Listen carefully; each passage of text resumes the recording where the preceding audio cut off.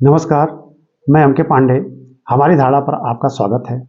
आज का यह वीडियो एक काल्पनिक कहानी से संबंधित है, जो कि एक ऐसे परिवार से संबंधित है जहां उस परिवार की बहू पहले काफ़ी सताई गई, लेकिन उस बहू को बाद में उस परिवार ने इस तरह से एक्सेप्ट कर लिया, इस तरह से स्वीकार कर लिया कि जैसे लगता है कि उस परिवार में, उस घर में उसकी जैसी बहू और कोई नहीं थी।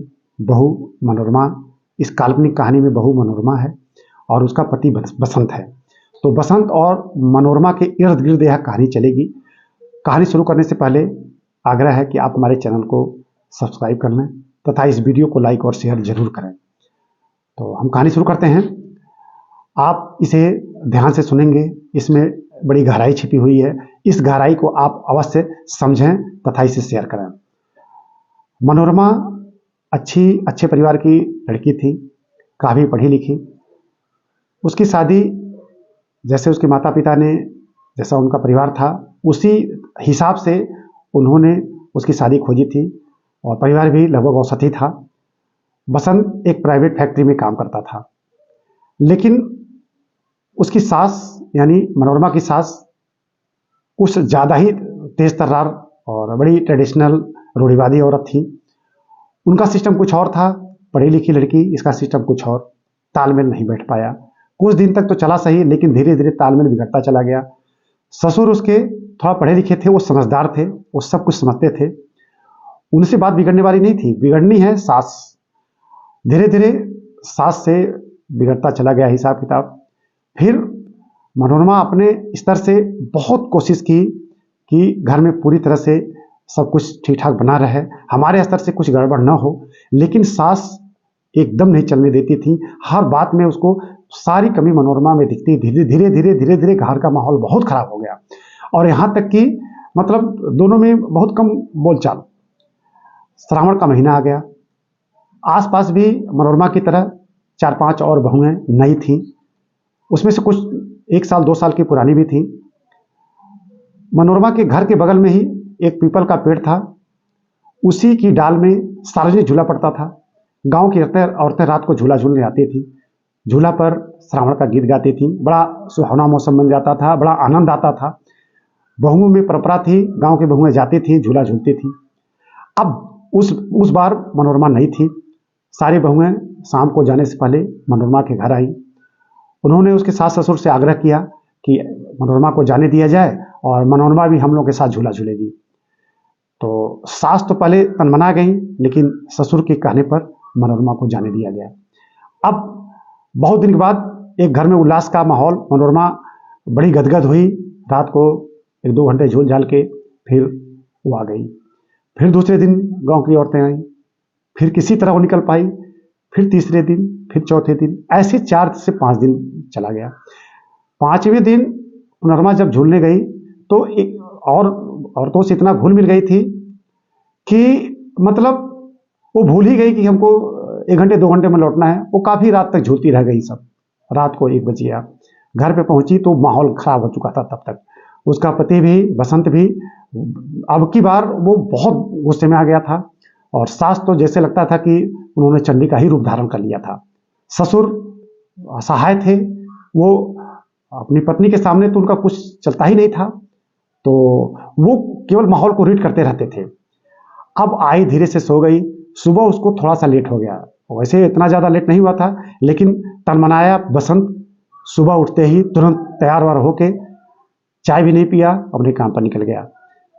और जैसे ही घर से निकला, सासू जी उठी और पहले से तय था कि क्या क्या कहना है। इसके बाद उल्टा सीधा बोलने लगी। इसके बाद थप्पड़ जड़ दिया उन्होंने मनोरमा को। मेरा लड़का चला गया, तुमने क्या किया, तुम्हारे रहने से क्या फायदा, बिना खाए चला गया, 1 कप चाय भी नहीं पी पाया।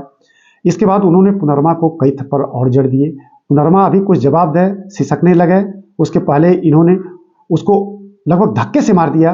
वो गिर गई तो लात घूसा दोनों चलने लगा। फिर उसका चोटी पकड़कर घसीट के उन्होंने उसको घर के दहलीज से बाहर कर दिया। उसकी व्यथा देखी नहीं जा रही थी। ससुर चुपचाप बाहर बेड पे बैठे थे।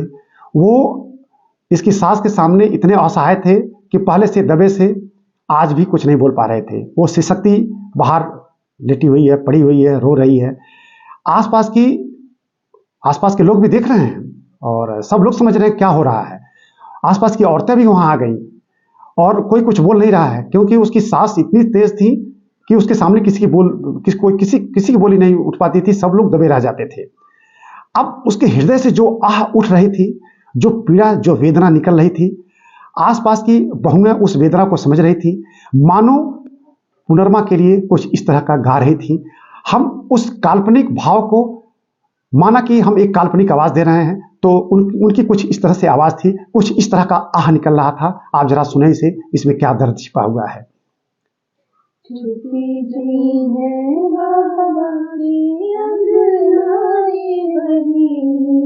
मैया के छुट्टी है दुलार, पहिया पियत खंडवा बनी, देख में सूरतिया तो। अब इसको हम खुद नहीं सुन सकते हैं, इसमें कितनी वेदना है, कितना आह है कि मेरा हृदय पिघल गया। कि मतलब उस पुनर्मा का लालन पालन, कितने लाड़ प्यार में वो पली थी, कितना दुलार था, और जिस उम्मीद से उसको इस घर में भेजा गया था, आज उसकी सारी उम्मीद टूट चुकी थी। उस वेदना को कम से कम आसपास की बहुएं समझ रही थी। इसके बाद किसी तरह थोड़ा धैर्य ससुर के अंदर था, वो उठे, फिर पुनर्मा का हाथ पकड़े और उठाकर अपने साहस पर उन्होंने उसको अंदर किया। रात को बसंत आया, थोड़ा लेट आया। कहानी तो कुछ और चल रही थी। आते ही उसने, सास ने तो गुस्सा उतार लिया था, लेकिन उसको भी अपना गुस्सा उतारना था। गुस्सा उतारना था तो गुस्सा उतारेगा। आया, सास तो अब चुप हो चुकी थी, लेकिन अभी इसका गुस्सा शांत नहीं हुआ था। अभी इसको कुछ मालूम नहीं हुआ कि क्या क्या हुआ था, लेकिन रात को अब इसका गुस्सा अभी 7वें आसमान पर था। बात बढ़ाने लगा। पुनर्मा कुछ कहने में असमर्थ थी कि अभी हमारे साथ तो बहुत कुछ हो चुका है, लेकिन वो चुपचाप सह रही है। लेकिन वो बात बढ़ाते चला गया। ये जवाब इसने देना उचित नहीं समझा। इस पर उसको और गुस्सा आया।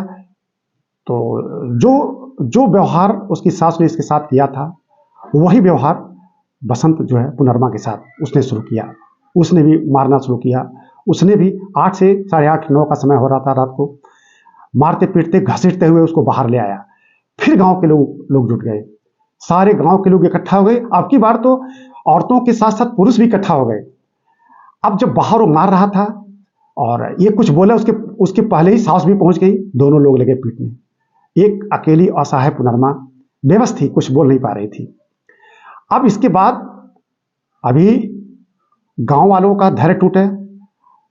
पहली बार लगा कि उसके ससुर का धैर्य टूटा था। जब वो देख लिए कि असह्य हो गई पीड़ा, इनके अंदर न जाने कहां से ऐसा साहस आया, इस तरह का क्रोध इनके अंदर हृदय में जागा। वो उठ खड़े हुए आओ न ताओ, उन्होंने अपनी पत्नी का उसी तरह से बाल पकड़ लिया और बाल पकड़ के जितना उनसे हो सका उतने थप्पड़ उन्होंने जड़ा उनको। उसके बाद उसी तरह से लात और घूंसा उनको भी गिरा दिया और उतना ही मारना शुरू किया। बसंत कुछ बोले, बसंत को भी उन्होंने 4 थप्पड़ जड़ दिया। इसके बाद गांव के लोग टूट पड़े। पुनर्मा तो लगभग बेहोश सी थी। गांव की कुछ बहुएं आई, पुनर्मा के आंख पर पानी का छींटा मारी। उसका जब होश तंद्रा टूटी, होश में आई तो देख रही है कि ससुर जी हमारे कभी सास की पिटाई कर रहे हैं तो कभी पति की। वही पुनर्मा। फिर उसके हृदय में कुछ ऐसा आह कि अपने सास को उसने गले लगा लिया और गांव वालों से कहा, और तो कहा कि नहीं, ये हमारी सगी मां से कम नहीं है, उनसे भी कहीं आगे हैं। फिर उसके हृदय से जो दूसरी तरह का आह निकला, जिस तरह से उसकी अंदर सकारात्मक आह निकला, वही आह पहली बार उसकी सास के हृदय से निकला। मानो सास भी कुछ कहना चाहती हैं, बोलना चाहती हैं, और उसके सास के हृदय में जो आह निकला, जो वेदना निकली, जो वो कहना चाहती थी, कह नहीं पाती थी, पहली बार गांव की औरतें मानो वही गा रही थी। तो वो कुछ इस तरह से गा रही थी। वह काल्पनिक आवाज हम आपको सुनाते हैं, आप समझ जाएंगे। माँ जैसन सासु पिता जैसन ससुरा देवरा के पैबो दुलार राम जैसन बाबू के सिंगा तू बहिनी भरनी हम दुआ। अब इसको कैसे हम सुन सकते हैं? यह आह है, यह आह है। और नारी वेदना आप समझ नहीं पाएंगे कि नारी में के हृदय में कितनी गहराई होती है। जो अभी एक क्षण जो नारी कितनी चंडी के रूप में थी, आज वो माता साक्षात माता सरस्वती का रूप हो गई है। कितनी शीतल, कितनी निर्मल, अब कुछ कहा नहीं जा सकता है। इसके बाद उन्होंने पुनर्मा को गले लगा लिया। पुनर्मा को ऐसे गले लगाया कि जैसे कि युगों युगों से वो उन्हीं की है, और कहने लगी कि हमारे राम जैसे वसंत की यही तो सीता है। अब इस कहानी में क्या गहराई है, क्या नहीं है, सुनते समय भी आप समझ गए होंगे। आगे हम फिर आप पर छोड़ देते हैं कि आप इस कहानी में और गहराई ढूंढिएगा। अगले कहानी के लिए हमारे और कहानी का आप इंतजार करें। तब तक हम इस चैप्टर को यही क्लोज करते हैं।